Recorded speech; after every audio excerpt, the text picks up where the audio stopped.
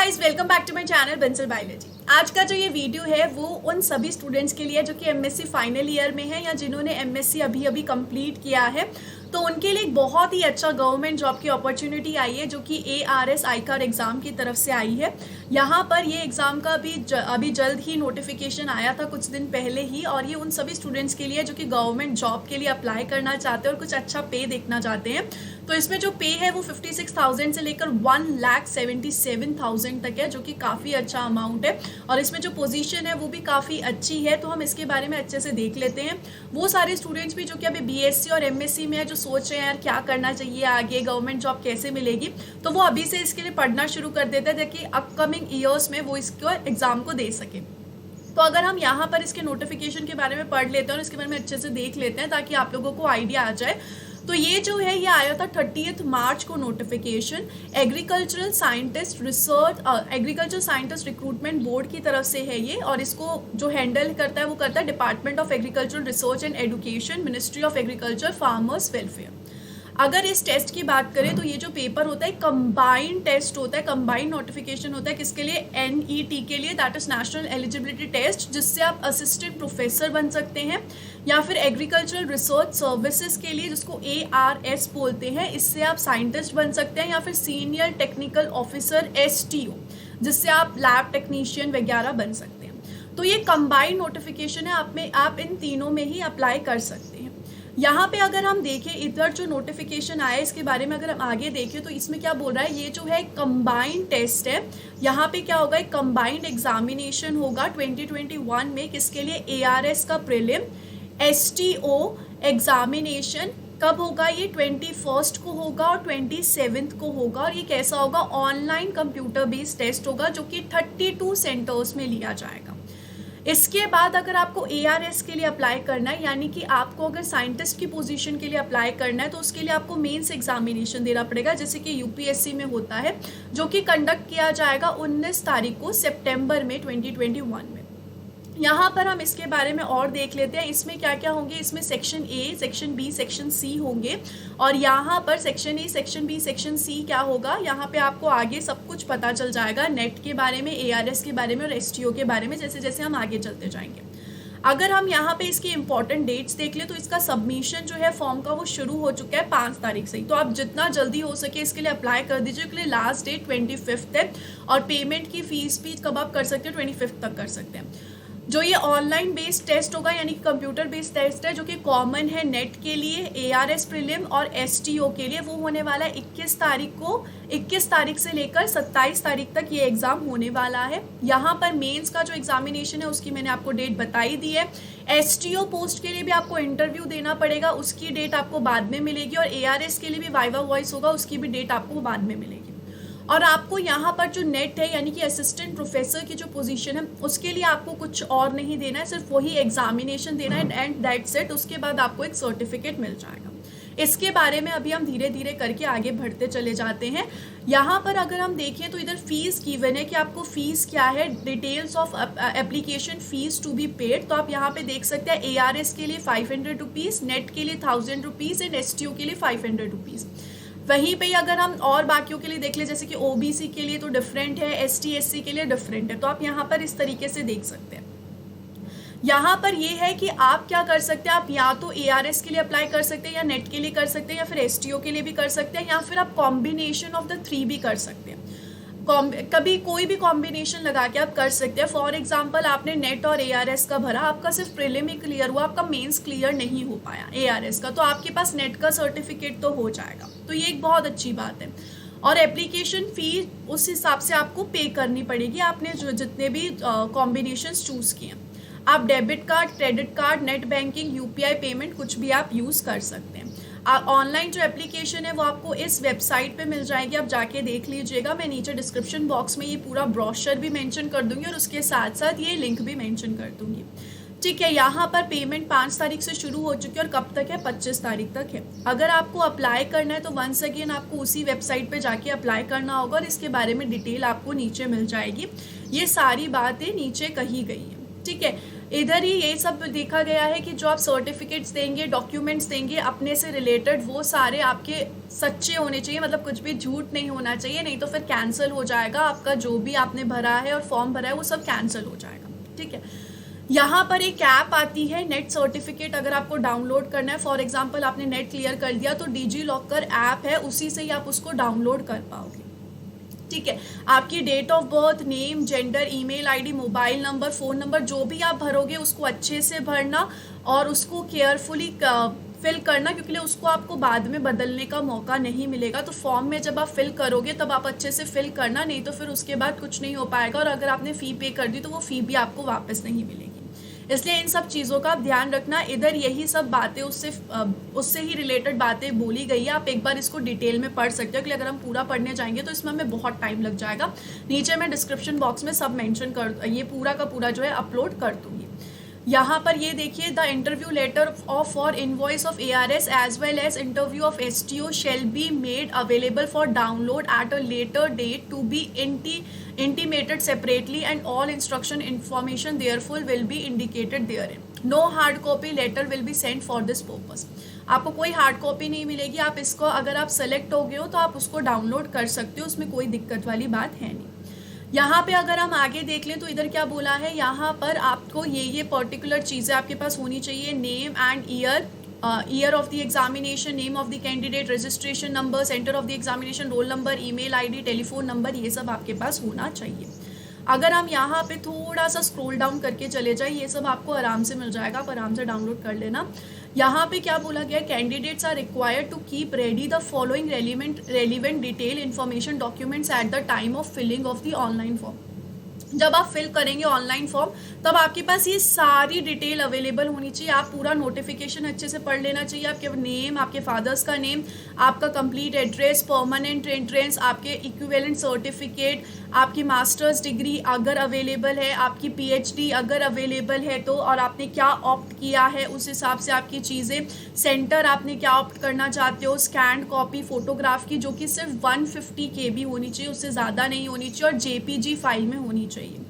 वहीं यहाँ पर अगर हम फेस जो है वो 2/3 जो फेस है वो दिखना चाहिए, ऐसे ही स्कैंड सिग्नेचर होना चाहिए जो कि ब्लैक या फिर ब्लू इंक से लिया जाना चाहिए वाइट पेपर के ऊपर, और JPG फॉर्मेट में ही होना चाहिए। पेमेंट किस तरीके से होगी वो सब मैंने आपको बताई दी, और एक प्रूफ होना चाहिए, Aadhaar card, PAN card, passport, driving licence, जो भी आपका प्रूफ है वो आपके यहाँ होना ही चाहिए। सब स्टूडेंट्स के पास अगर है तो बहुत ही बढ़िया बात है, अगर किसी के पास नहीं है तो प्लीज़ जाके आप बनवा लीजिए। यहाँ पर सिग्नेचर का जो मैक्सिमम साइज़ है वो 80 KB से ज़्यादा नहीं होना चाहिए, और आप देखने ला जो पासपोर्ट साइज़ का फ़ोटो भेजोगे उसमें सिर्फ 2/3 फेस ही आपका दिखना चाहिए। ये सब वही बातें आपको थोड़ी बहुत बताई गई है उसके रिलेटेड। अगर हम यहाँ पर देखें centre for net ARS and STO examination से रिलेटेड, जो कि कॉमन एग्जामिनेशन होने वाला है, तो इसमें आपके पास इतने सारे सेंटर्स अवेलेबल है, लगभग हर स्टेट में सेंटर है, गुजरात, कर्नाटका, मेघालय, UP, वेस्ट बंगाल, MP, ओडिशा, चंडीगढ़, तमिलनाडु में इनफैक्ट 2 है, उत्तराखंड, दिल्ली, आसाम, हर जगह है, महाराष्ट्र में भी 2 प्रेजेंट है, मुंबई एंड नागपुर, हर जगह आपको दिख जाएगा, HP, Gujarat, Chhattisgarh, Bihar, Andaman, Jammu Kashmir, Uttar Pradesh and AP। आप जहाँ से भी देना चाहते हो वहाँ से देना, लेकिन जितना जल्दी हो सके उतना जल्दी फॉर्म फिल करिए ताकि जो सीट्स हैं वो आपको मिल जाए, क्योंकि कंप्यूटर बेस्ड है। ठीक है, और यहाँ पे आपके पास कोड नंबर भी है, ये किसके लिए है, ये जो है ये ARS के मेंस के ऊपर है। अगर आपको ARS देना है तभी आपको ये सेंटर चाहिए होंगे, तो यहाँ पर ये सारे इसके सेंटर्स आपके पास हैं, आपको जो फिल करना वो फिल कर सकते हैं। इसके बाद अगर हम अब जो स्पेसिफिकली सेक्शन ए आ गया, जैसा कि मैंने कहा था 3 सेक्शन है, सबसे पहला सेक्शन आ चुका है सेक्शन ए, जिसमें नेशनल एलिजिबिलिटी टेस्ट के बारे में बताया गया, जो कि असिस्टेंट प्रोफेसर की सीट दिलाएगा आपको। तो ये क्या है, ये eligibility determining eligibility for the position of lecturer assistant professor in the state agricultural universities and agricultural universities में होगा। ये जो कंप्यूटर बेस्ड टेस्ट होगा ये, और फिर ये एलिजिबल हो जाएंगे कि अप्लाई कर सकते हैं पोस्ट ऑफ लेक्चरर और असिस्टेंट प्रोफेसर। आपको अप्लाई करना पड़ेगा, अगर आपने ये एग्ज़ाम क्लियर कर लिया तो यू कैन अप्लाई। ठीक है, इसके बारे में अगर हम देखें तो सबसे पहले यहाँ पर आपकी क्वालिफिकेशन क्या होनी चाहिए कि आपके पास मास्टर्स डिग्री होनी चाहिए या फिर इक्विवेलेंट डिग्री होनी चाहिए ऑन और बिफोर 19 सितंबर 2021, यानी कि जो स्टूडेंट्स अभी फाइनल ईयर का एग्जाम्स दिया है तो उनका भी तब तक आ जाएगा सर्टिफिकेट, तो आप भी अप्लाई कर सकते हैं, प्रोविजनल फॉर्म पे आप अप्लाई कर सकते हैं, कोई दिक्कत वाली बात नहीं है। एज लिमिट देखी जाए तो आप करीबन 21 ईयर्स के तो होने ही चाहिए। कब तक? 1 जनवरी 2021 तक। कोई रेस्ट्रिक्शन नहीं है नंबर ऑफ अटेम्प्ट्स की, आप जितना भी नंबर ऑफ अटेम्प्ट्स देना चाहते हैं आप दे सकते हैं। उसके अलावा यहाँ पर नेशनैलिटी के बारे में बताया गया कि citizen of India, Nepal, Bhutan, ये सब यहाँ पर दिया हुआ है।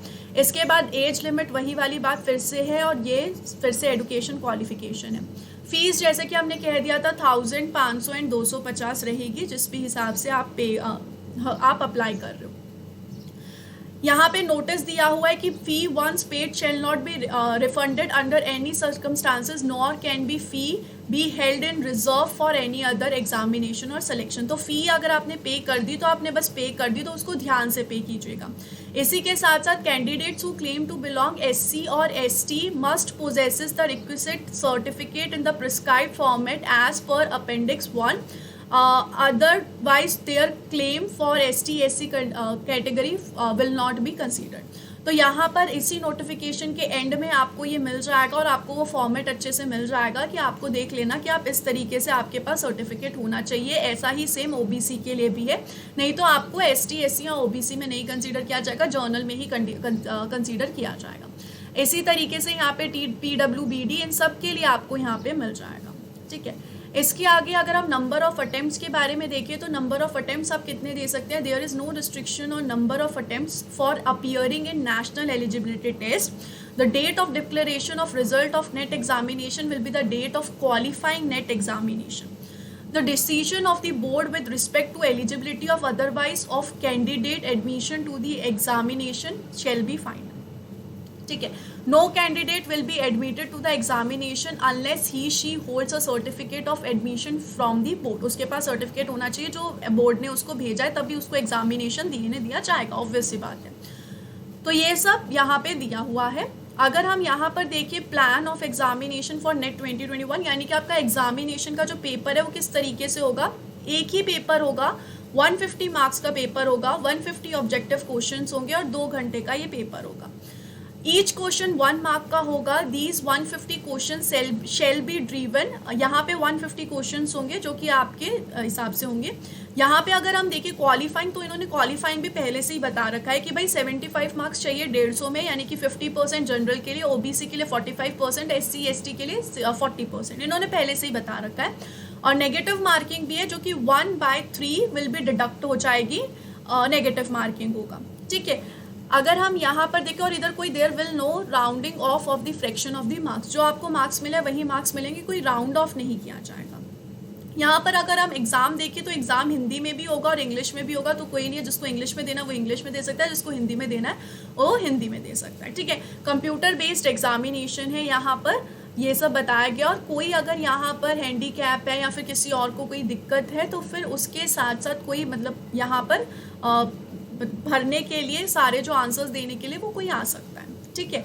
यहाँ पर उस तरीके से सारी इन्फॉर्मेशन प्रोवाइडेड आप देख सकते हैं वो इन्फॉर्मेशन को यहाँ पे। उसके बाद यहाँ पे उन्होंने एलिजिबिलिटी क्वालिफिकेशन बोली है कि अगर आप जिस भी सीट के लिए अप्लाई करेंगे, जिस भी चीज़ का असिस्टेंट प्रोफेसर बनना है, तो उसके लिए आपके पास ये एलिजिबिलिटी क्वालिफिकेशन होनी चाहिए। जैसे कि एग्रीकल्चरल बायोटेक्नोलॉजी के पास ये सारी मास्टर्स डिग्री होनी चाहिए, एग्रीकल्चर माइक्रोबायोलॉजी के पास ये सारी होनी चाहिए। तो इन्होंने पूरी अच्छे से डिटेल में ये सारा यहाँ पर मेंशन किया है। टोटल यहाँ पे कितनी पोजीशंस है, टोटल यहाँ पे बहुत सारी पोजीशन आपको देखने को मिल जाएगी। मैं फटाफट स्क्रॉल कर रही हूँ, आप बाद में आराम से देख देना। 60 यहाँ पे सारी की सारी हैं ऑप्शंस, और बहुत सारे मास्टर्स के डिग्री भी आपके पास होनी चाहिए, मतलब आप हो सकती है, या फिर एक मास्टर डिग्री भी हो तो आप कुछ कोर्सेज पे अप्लाई कर सकते हैं। जैसे कि मास्टर्स इन टेक्सटाइल टेक्नोलॉजी वाले टेक्सटाइल मैन्युफैक्चर एंड टेक्नोलॉजी में अप्लाई कर सकते हैं। अब आपको देखना पड़ेगा कि ये मास्टर्स वाले और किस में अप्लाई कर सकते हैं, you have to check that. उसके बाद एग्रीकल्चरल रिसर्च सर्विस ARS आता है, जिसमें एक्चुअल में आपको अगर आप सेलेक्ट हो गए तो आपको पे दिया जाएगा और एक्चुअल में आपको एक पोजीशन मिल जाएगी। ARS में जो है सबसे पहले जैसा कि मैंने आपको बता दिया कि वो प्री होगा, प्री के बाद आपको मेंस देना पड़ेगा और मेंस के बाद आपका वाइवा वॉइस होगा, ठीक है। यहाँ पर जो पे है वो 57,700 से लेकर 1,82,400 रुपीज़ तक है, ठीक है। यहाँ पर अगर हम इसके बारे में आगे देखें, ARS के बारे में आगे देखें, तो फिर candidate must read the rules of examination carefully before filling up to the online application form. यहाँ पर जो मेंस का एग्जामिनेशन है वो यहाँ पर ये जो candidate must hold a masters degree, उसके पास एक मास्टर्स डिग्री होनी चाहिए। कब तक? वही सेम जो कि नेट का था, ऐसा ही सेम इसका भी है।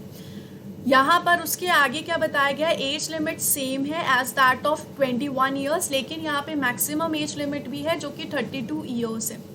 एज रिलैक्सेशन कैटेगरी में कुछ कैटेगरीज में दिया हुआ है यहाँ पे, वो आपको आगे मिल जाएगा। नंबर ऑफ अटेम्प्ट्स भी यहाँ पर मेंशन्ड है कि सिर्फ आप नंबर ऑफ अटेम्प्ट 6 ही दे सकते हैं अनरिजर्व्ड कैटेगरी के लिए। However, this restriction will not apply for ST/SC candidates who are otherwise eligible। ठीक है, और यहाँ पर other background class category candidates will be 9। ठीक है, इनके लिए 9 नंबर ऑफ अटेम्प्ट्स हैं। इसके बाद अगर हम यहाँ पर देखें, a candidate who has already qualified ARS examination in the earlier year will not be eligible to compete in the subsequent examination conducted by ASRB। अगर किसी ने सबसे पहले से ही क्लियर कर रखा है और उसके पास कोई पोजीशन है तो फिर वो नहीं अप्लाई कर सकता है, उसका मतलब नहीं बनता।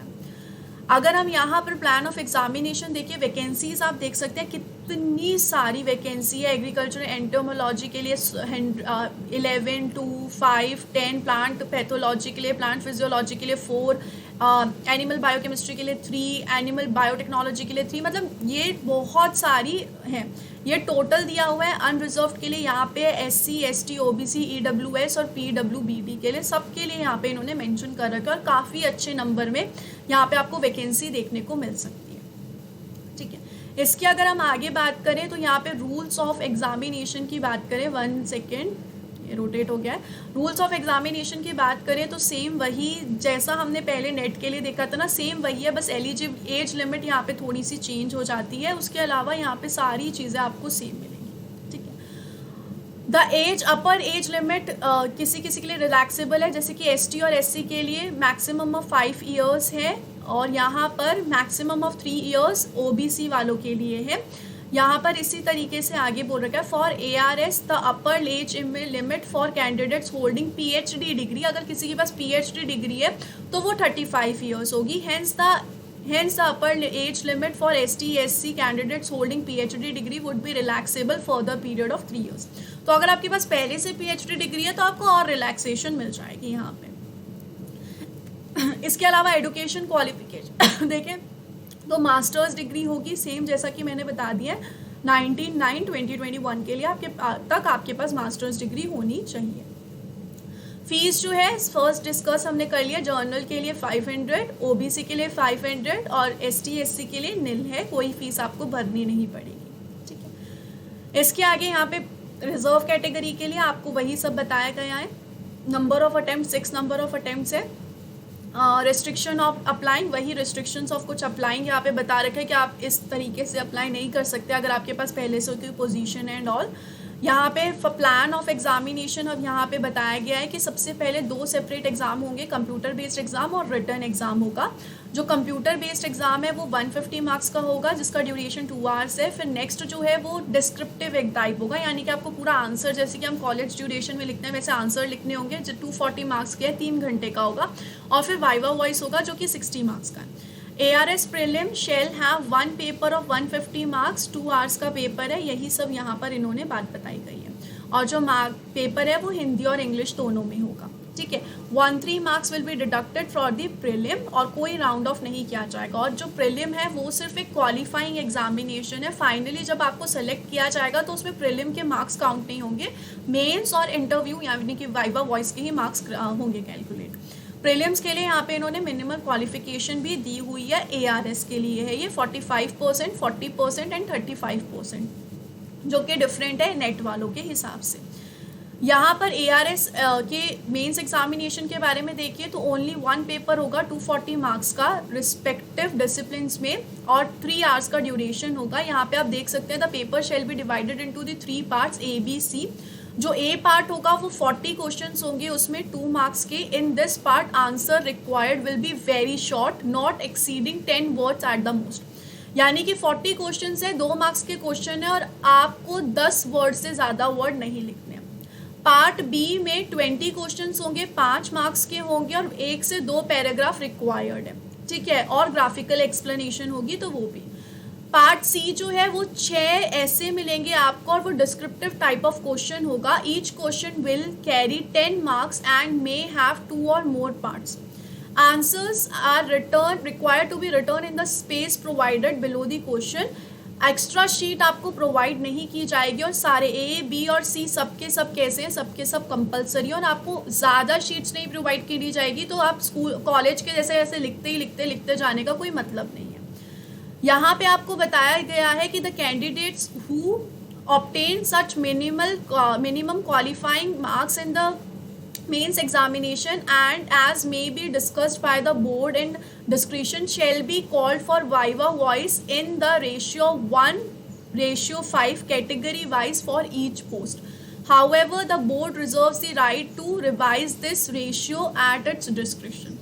कि 1:5 में ईच पोस्ट के लिए आपको बुलाया जाएगा और ये जो रेशियो है चेंज भी किया जा सकता है, यानी कि एक पोजीशन के लिए 5 लोगों को यहाँ पे बुलाया जा सकता है। ARS का वाइवा वॉइस देखिए तो candidates will be interviewed by the board of competent and unbiased experts, जो है आपका इंटरव्यू लेंगे और वो आपका बस आपका प्रेजेंस ऑफ माइंड देखना चाहेंगे, आपकी नॉलेज थोड़ी बहुत चेक करना चाहेंगे और आप देखना चाहेंगे कि आप किस तरीके से इंटरेक्ट करते हैं, तो इस तरीके से ये वाइवा वॉइस लिया जाएगा। यहाँ पे वही सब एग्जामिनेशन प्रोसीजर वगैरह के बारे में बताया गया। अगर आप समझो टाई ब्रेकर हो गया, टाई हो गया, तो टाई किस तरीके से ब्रेक किया जाएगा कि मेंस में किसके ज़्यादा मार्क्स हैं, उसके बाद देखा जाएगा कि प्री में किसके ज़्यादा मार्क्स हैं और उसके बाद देखा जाएगा कि किसकी एज ज़्यादा है, कौन सीनियर है, उस हिसाब से आपको रैंक किया जाएगा। यहाँ पर यही सब इंस्ट्रक्शंस थोड़े बहुत और दिए गए हैं, ठीक है। तो ये सब किसके बारे में था, ये सब अभी हमने देखा ARS के बारे में। अब नेक्स्ट पोजीशन आती है सीनियर टेक्निकल ऑफिसर की, दैट इज STO की। सीनियर टेक्निकल ऑफिसर का यहाँ पे अगर हम पे देख लें तो 56,000 से लेकर 1,77,000 तक की इनकी पे होगी। यहाँ पर अगर हम इनके बारे में और देख लें तो यहाँ पर एज लिमिट कितनी है, 21 ईयर्स और 35 ईयर्स से ज़्यादा नहीं होने चाहिए। कब 25 अप्रैल 2021 तक इनकी एज लिमिट इतनी है। यहाँ पर अगर हम इसके बारे में देखें तो syllabus for STO T6 is common with net ARS disciplines which is available on the syllabus link. यहाँ पे आपको ये लिंक है, इधर आपको ये जो है मिल जाएगा आराम से, ठीक है, इस वेबसाइट पे आपके देख सकते हैं। यहाँ पर ये सारी वैकेंसीज़ हैं, आप देख सकते हैं इतनी सारी वैकेंसीज़ हैं अनरिजर्व्ड के लिए, कितनी सारी वैकेंसी, और ये डिफरेंट लोकेशन पे, हैदराबाद, दिल्ली, भोपाल, हिसार, बहुत सारी जगह पे आप देख सकते हैं कितनी सारी वैकेंसीज़ अवेलेबल है। और इनफैक्ट काफ़ी सारी वैकेंसीज़ नॉर्थ में हैं।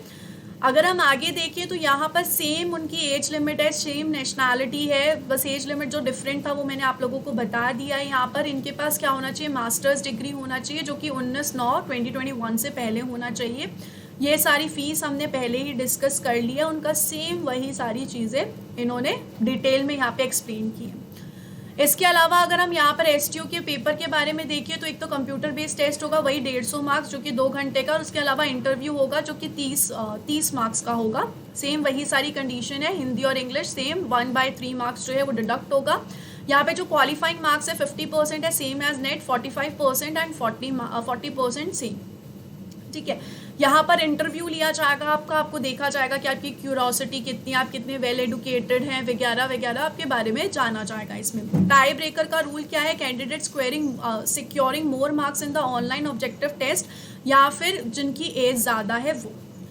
तो ये सारे इनके कंडीशंस, और यहाँ पे आपको ये बताया गया कि अगर आप SC की कंडीशन में हैं तो आपके पास ये इस तरीके का फॉर्म होना चाहिए कि this is to certify that Shrimati Kumari son और डॉटर इस विलेज से हैं और ऐसे हैं और ये शेड्यूल कास्ट या फिर इस कंडीशन में है, इस इधर आते हैं ये, और यहाँ पर सिग्नेचर होने चाहिए स्टेट या फिर union territory, seal of the office होनी चाहिए। ऐसे ही यहाँ पर सेम दिया गया है OBC के लिए भी, तो ये भी आपके पास होना चाहिए।